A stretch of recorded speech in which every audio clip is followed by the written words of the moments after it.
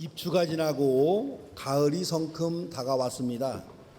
장마비는 지나갔지만 많은 비로 인한 이웃들의 피해와 고통은 이제 시작이 됩니다. 홍수로 큰 피해를 당한 이웃들을 보면서 너무도 마음이 아픕니다. 우리나라만 기후변화로 고통을 당하는 게 아닙니다. 전 세계가 한쪽은 과도한 비로 인해서 피해를 당하고 한쪽은 과도한 가뭄으로 인해서 피해를 당하고 있습니다. 독일의 라인강은 500년 만에 가뭄으로 인해서 물이 메말라 배가 뜰 수 없는 지경에 이르렀다고 합니다. 기후변화로 인한 환경재앙은 이제 우리가 매해 겪어야 하는 재난이 되었습니다. 여기에 코로나 팬데믹은 더 확산이 되어가고 있습니다. 코로나 발생 당시에는 K방역이 세계 1위로 평가가 되었는데 지금은 100만 명당 감염자 수가 가장 많은 국가가 대한민국이 되었습니다. 유신들은 도대체 한국에 무슨 일이 있었기에 갑작스럽게 이런 변화가 있었는가 궁금해합니다. 내일부터 진행 중인 한미연합훈련, 이로 인한 북한의 미사일 도발 등등이 우리의 마음을 울적하게 합니다. 설마 무슨 일이 일어나겠어? 이렇게 우리가 스스로 위로해 보지만은 우리 주변이 예전보다 훨씬 더 위험해진 것은 사실입니다. 예전에는 중동에서 무력 충돌 가능성이 높았었는데 이번 위기는 우리 지역인 동아시아에서의 무력 충돌 가능성이 높아서 참으로 안타깝습니다. 이런 현실을 우리가 바라보면서 지금처럼 이런 심란한 시대에 어떻게 살아야 잘 사는 인생인가를 가르쳐준 노아의 이야기를 오늘의 설교 주제로 삼아보았습니다. 마침 홍수가 끝난 직후인지라 큰 홍수를 경험한 노아를 살펴보려고 합니다. 오늘 읽은 구약 성경의 내용은 우리가 주일학교 시절부터 익히 들어왔던 노아 홍수의 결론 부분입니다. 노아 홍수 이야기는 우리가 하도 많이 들어서 노아 홍수에 대해서 각자의 전 이해가 있습니다. 노아 홍수 이야기가 주일학교식 전 이해에서 멈춰버리면 성경에 담겨있는 알토란 같은 하나님의 음성을 들을 수가 없습니다. 믿음의 조상 노아가 이 시대에 주는 교훈을 찾기 위해서는 몇 가지 주일학교 시절에 배운 노아 이야기를 교정해 볼 수 있어야 합니다. 먼저 창세기 1장에서 11장까지의 기록을 우리 신학교에서는 원역사, 역사 이전의 역사 이렇게 말합니다. 인문학자들은 노아의 홍수는 고대 역사적 사건을 신화화해서 표현한 설화 이렇게 말합니다. 이 말은 노아 홍수에서 과학적 사실을 찾으려 해서는 안 된다는 뜻입니다. 역사적 진실을 찾아야 합니다. 예를 들면 우리 지금 아이들은 노아 방주 이야기를 해주면 노아 방주에 공룡이 타고 있었을까 없었을까 굉장히 궁금해합니다. 만약에 공룡이 없었다고 한다면 우리 아이들은 굉장히 많이 실망을 합니다. 그런데 이런 질문에는 답을 찾을 수가 없습니다. 노아 방주가 멈춘 장소는 어디일까? 가끔 신문에 터키의 가장 높은 산인 아라랏산에 노아의 방주가 있었다 이런 기사가 뜨기도 합니다. 근데 여러분 전혀 근거가 없습니다. 노아 홍수가 일어난 연도도 과학적으로 증명할 수가 없습니다. 그리스도인들 가운데는 인류의 역사가 6,000년이라 주장하는 분들이 계십니다. 지금부터 예수님까지가 2,000년, 예수님부터 유대인의 선조 아브라함까지가 2,000년, 그리고 유대인의 선조 아브라함부터 인류의 선조 아담까지가 2,000년. 이래서 지구의 역사를 6,000년입니다. 지구의 역사가 6,000년이라면 대단히 젊은 지구죠. 그럴듯하긴 하지만 이것도 전혀 근거가 없습니다. 아브라함의 역사는 창세기 12장에서부터 출발합니다. 그러니까 지금부터 아브라함 창세기 12장까지는 4,000년으로 보는 것은 고고학적인 근거, 역사적인 근거가 충분히 있습니다. 하지만 창세기 11장부터 1장까지의 역사, 이건 이 역사는 역사를 근거로 한 기록이 아니라 신앙적 고백을 근거로 한 기록입니다. 그러기에 연대를 전혀 알 수가 없습니다. 그래서 노아의 홍수는 6장에서 10장까지 비교적 길게 기록되어 있는 사건인지라 발생 연도를 알 수가 없습니다. 노아의 홍수에는 또 부분 홍수설과 전체 홍수설이 있습니다. 지구상에 큰 홍수가 났는데 이 홍수는 노아가 살던 그 지역에만 홍수가 났다, 이런 주장이 부분 홍수설입니다. 지구가 둥근데 어떻게 전 지구상에 홍수가 날 수 있겠는가 하면서 비교적 과학적으로 생각해서 부분 홍수설을 말합니다. 이에 반해서 성경의 기록대로 온 지구상에 홍수가 나서 지구가 다 물에 덮였고, 이때 노아의 방주에 탄 인간과 짐승 외에는 모든 생물이 다 죽었다는 주장이 전체 홍수설입니다. 청년 시절 성경 공부할 때는 참 재미있게 들었습니다. 그리고 전체 홍수설을 믿는 것이 성경적인 믿음이라고 생각을 했습니다. 하지만 이 두 가지 이론도 다 문제가 있다는 사실을 신학 공부하면서 알게 됐습니다.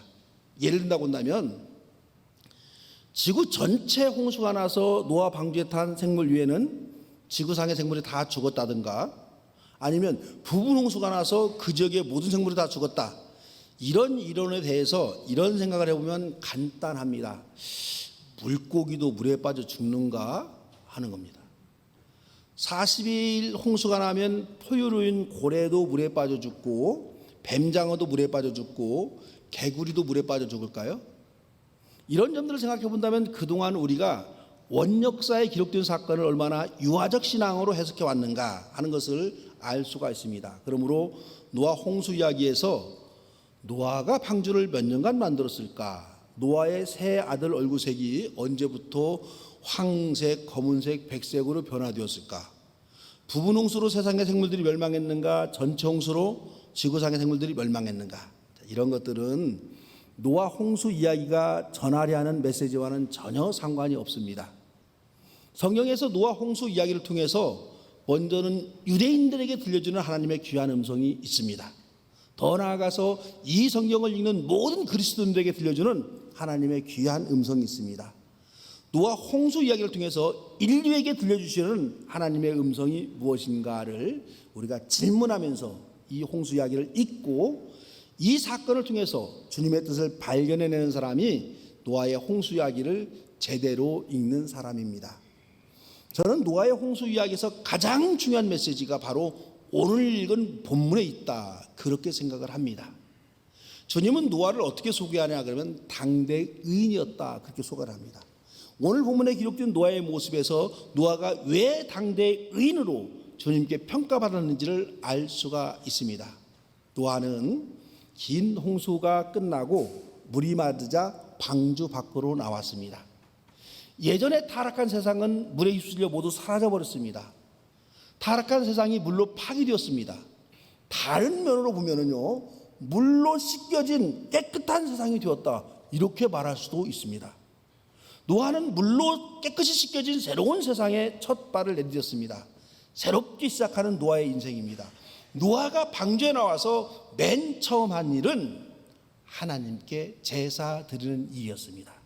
우리의 언어로 예배를 드렸습니다. 새로운 출발하면서 노아가 맨 먼저 주님께 예배를 드렸다. 이것이 노아 홍수 이야기를 통해서 성경이 우리에게 들려주는 하나님의 음성입니다. 모든 세상이 물에 다 덮였습니다. 타락한 세상은 끝이 났습니다.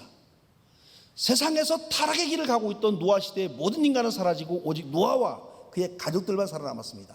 이제부터의 세상은 지금까지의 세상과는 전혀 다른 그런 세상입니다. 온 세상이 물로 세례를 받았다, 그렇게 표현할 수가 있죠.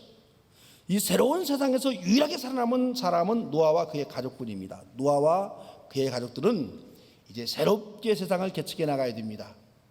노아와 그의 가족들은 방주에서 나와서 새로운 세상을 돌보고 갖고 가야 할 사명이 주어졌습니다.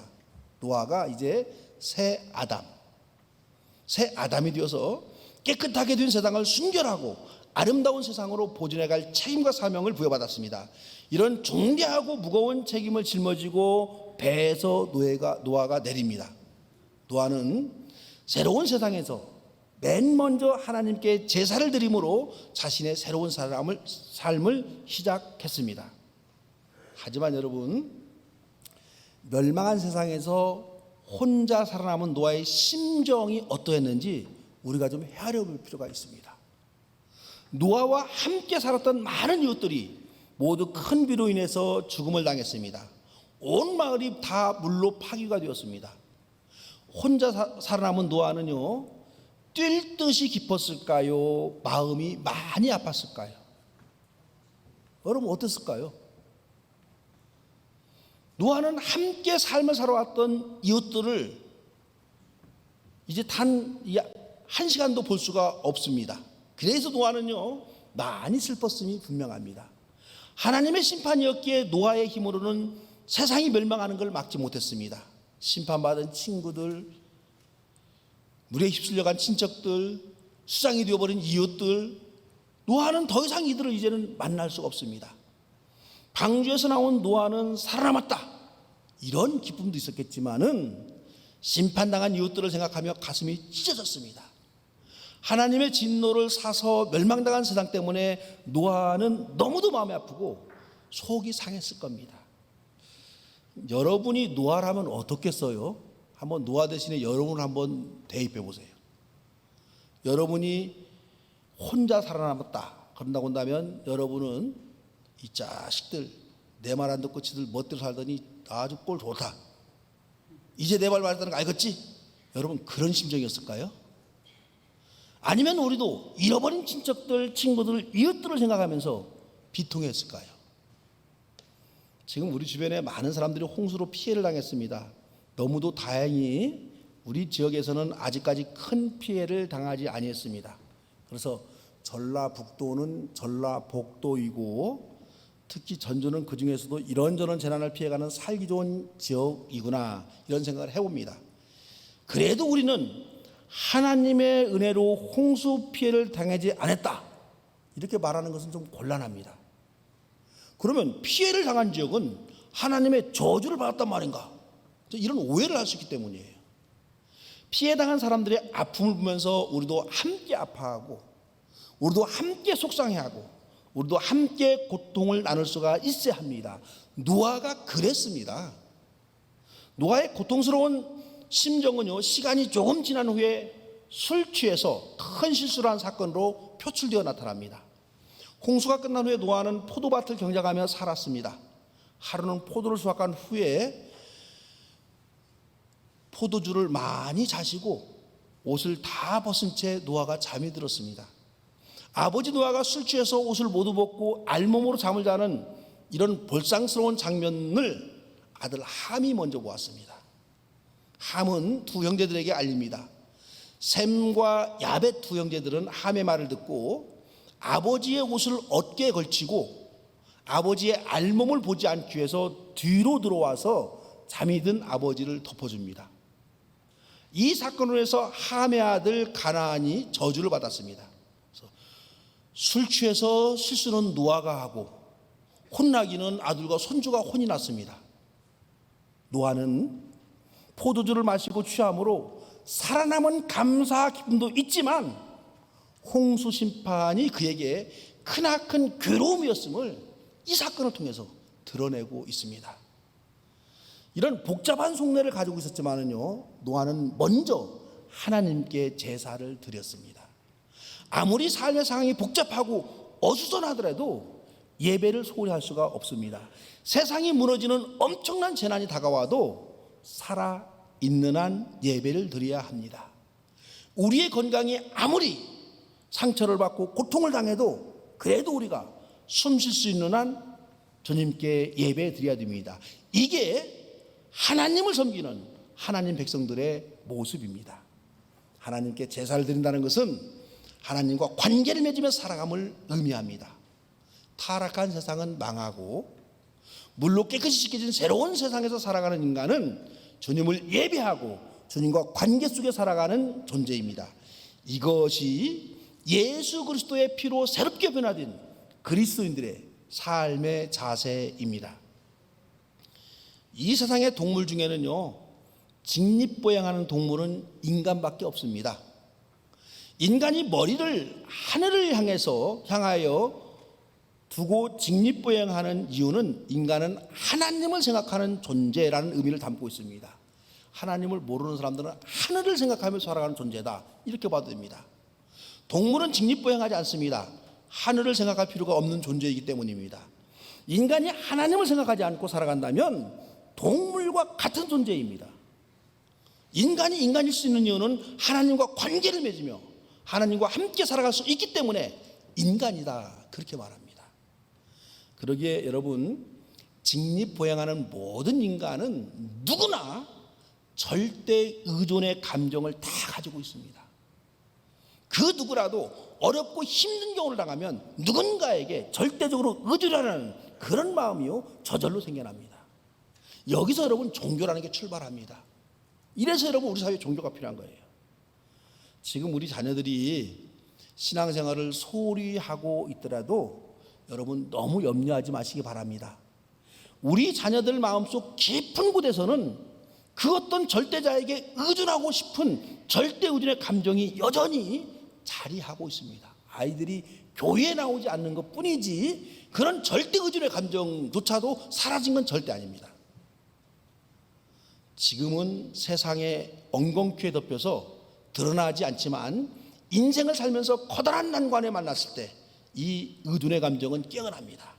그때는 부모님의 신앙을 그리워하며 자신들의 절대 의존의 감정이 깨어나 주님께 예배하는 인생을 회복하게 됩니다. 이게 여러분 인간입니다. 그날을 위해서 부모된 우리는 조급해하지 말고 기도하며 기다릴 수 있어야 합니다. 이스라엘은 이 점을 일찍부터 깨달았습니다. 인류의 선조인 노아는 이미 유대인의 선조인 아브라함보다 앞선 믿음의 조상입니다. 인류의 조상인 노아가 유대인의 조상으로 이어졌다, 그렇게 유대인들은 주장을 합니다. 이 말은 노아의 혈통이 유대인만의 혈통이다, 이런 말은 여러분 절대 아니에요. 인류의 선조인 노아의 피가 유대인에게만은 여러분 흐를 수가 없습니다. 하지만 하나님께 예배 드리며 살았던 노아, 하나님 앞에서 예배자로 살았던 노아, 하나님과 끈끈한 관계를 가지며 살았던 믿음의 조상 노아, 그 노아의 믿음과 신앙과 정신을 유대 민족이 이어받았다, 이런 점에서 유대인들은 자신들이 노아의 후손이다, 그렇게 주장할 수가 있습니다. 노아 시대에는 물로 인해서 세상이 달라졌지만 우리 기독교에서는 물 세례로 인해서 뇌가 달라졌습니다.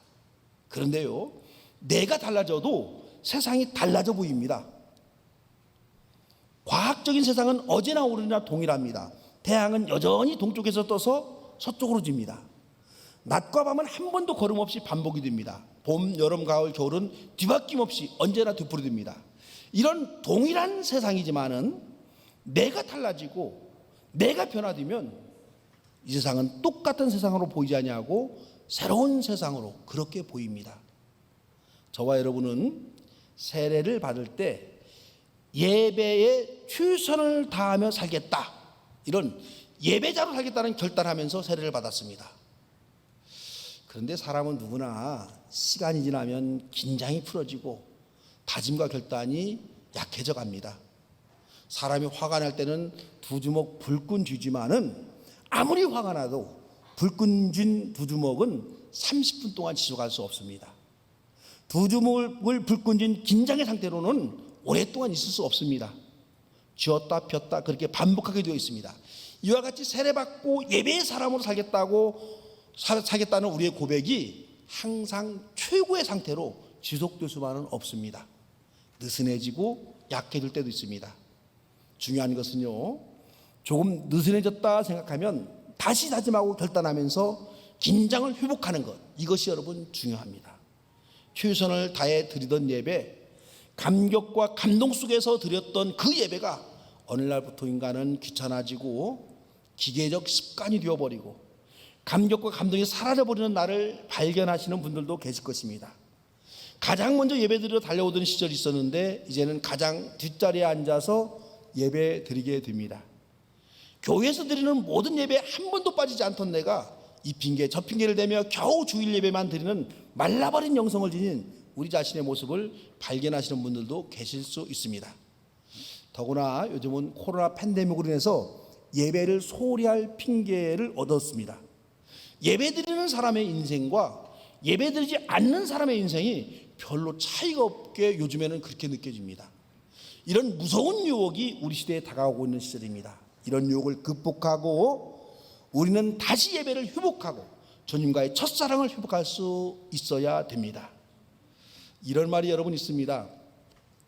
그 사람을 알려면 그 사람의 친구를 보라, 이런 말이 있습니다. 그 사람이 어떤 됨됨이를 가진 사람과 사귀는가를 알면은요, 그 사람의 됨됨이도 알 수가 있다, 이런 뜻이죠. 우리가 살아가는 세상을 보면요, 세 종류의 사귐이 존재합니다. 하나는 세상과 사귀는 사람이 있어요. 세상은 물질이 가치가 있고 명예가 가치가 있고 권력이 가치가 있다, 그렇게 말합니다. 세상이 존귀하게 여기는 것을 추구하며 살아가는 사람을 세상과 사귀는 사람, 이렇게 우리가 말할 수 있습니다. 세상과 사귀는 사람은 세상의 그 어떤 것을 얻기 위해 때로는 인간을 수단과 방법으로 이용하기도 합니다. 자신의 성공을 위해서는 타인의 인격을 무시하고 자신의 자리를 보존하기 위해서는 무고한 사람을 모함하기도 합니다. 자신의 경제적 이익을 위해서는 남의 노동력을 착취하기도 합니다. 그렇게 세상과 교제하며 살아가는 사람들이 우리 주변에는 분명히 있습니다. 세상과 사귀는 사람을 보면 그 사람이 어떤 정도, 어떤 수준의 사람인가 우리가 알 수가 있습니다. 두 번째는요, 사람과 사귀는 사람이 있습니다. 대단히 인간적이고 윤리적이고 도덕적인 사람입니다. 인간적인 예우와 질서를 존중하며 인간에 대한 신뢰를 가지고 도덕과 양심을 지배하는 세상을 만들려고 노력하는 사람입니다. 법과 질서를 통해서 세상의 평화와 안녕을 가져올 수 있다는 신념을 가지고 살아가는 사람입니다. 세상과 사귀는 사람보다는 한 단계 높은 수준의 사람이다, 이렇게 우리가 평가할 수 있습니다. 하지만 이런 삶을 추구하는 사람들은 한번 질문해 보아야 돼요. 왜 우리 주변에는 도덕적이고 양심적이고 꽤 괜찮은 사람들이 많이 있는데 이 사회는 계속해서 부정과 부패가 더 많아지고 더 부의 독점이 심해지는가 하는 거예요. 왜 이 세상은 더 폭력적이 되어가고 자꾸만 고장이 나고 있는가? 도덕적이고 윤리적이라고 자신하는 사람이 자신의 이익과 이권과 혈연 앞에서도 당당할 수 있는가? 이런 생각해 봐야 돼요. 사람과 사귀는 사람의 수준도 우리는 가늠해 볼 수가 있습니다. 세 번째는 하나님과 사귀는 사람입니다. 이들은 세상에서의 성공과 실패를 사람의 눈, 세속적 기준 삼아서 평가하는 것이 아니라 하나님의 눈으로 성공과 실패를 바라보려는 사람입니다. 보이는 세상이 전부가 아니라 눈에 보이지 않는 그 어떤 가치 있는 것이 있음을 굳게 믿습니다. 보이지 않는 하나님에게 인생의 길을 물어보며 살아가는 사람입니다. 오늘의 주제로 말하자면 예배하며 인생을 사는 사람, 예배자로 인생을 살아가는 사람입니다. 이렇게 하나님과 사귀는 사람들이 사실은 최고 수준의 인생을 사는 사람이다, 우리가 그렇게 평가할 수가 있습니다. 여러분은 어떤 종류의 삶을 살아가고 있습니까? 성경은 저와 여러분에게 예배하는 인생을 살라, 그렇게 말씀하고 계십니다. 주님을 생각하며 주님께 예배드리는 삶이 가장 가치 있는 삶이다, 이렇게 말하고 있습니다. 그 예배라는 단어가 영어로 보면은 굉장히 많은 그 단어가 있어요. 여러 가지 용어가 있는데요, 그 중에 하나가 워십이라는 단어입니다. 워십이라는 단어의 문자적 뜻은 가치가 있는 것이라는 뜻입니다. 예배는 가치 있는 의식임을 말해주는 단어입니다. 예배하는 인생이 가장 가치 있는 인생입니다. 하나님은 그래서 저와 여러분을 예배하는 인생, 예배자로 살라라고 그렇게 말씀하고 계십니다. 우리가 노아처럼 예배하는 인생, 예배자로 살아서 주님으로부터 가치 있는 인생을 살아노라, 그런 평가를 받는 저와 여러분 되시기를 주의 이름으로 축원합니다. 사랑의 주님, 어떻게 사는 게 하나님의 자녀로서 올바른 삶을 사는 것인지를 늘 생각해 봅니다. 예배자로 예배하는 인생으로 살면서 우리 주님께 인정받고 칭찬받는 그런 저희들 되게 하여 주시옵소서. 예수님의 이름으로 기도드리옵나이다.